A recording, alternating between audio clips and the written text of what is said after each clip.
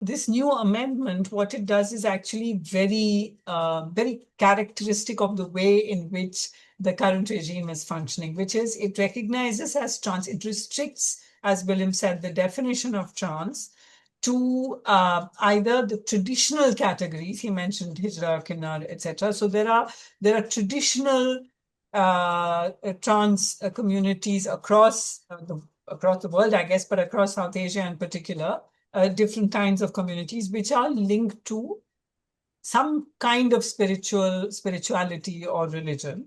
So those are recognized. And the other category that's recognized is the completely medicalized category, who can produce a certificate from a doctor saying that I have now become this other gender.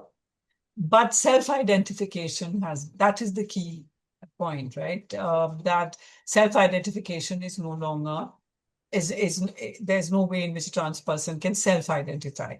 Only these two kinds of, you have to be able to medicalize and pathologize yourself.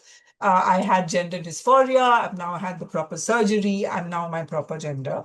So if you medicalize and pathologize yourself, you're recognized, or if you're a traditional community.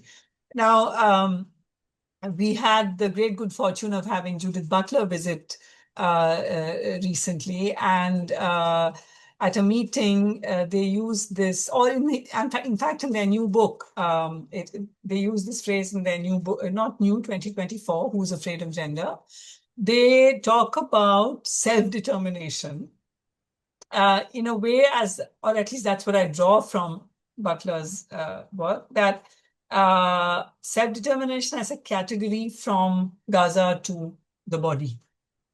So the trans person determining their own identity, and Palestine determining its own identity. So I like the way in which self-determination becomes the liberating idea for my body and for a nation.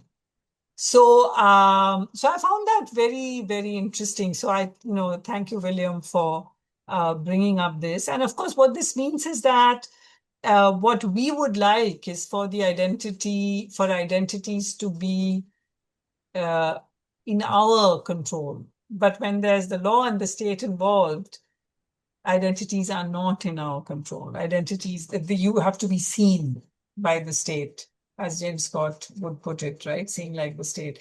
You have to be seen, you have to be legible.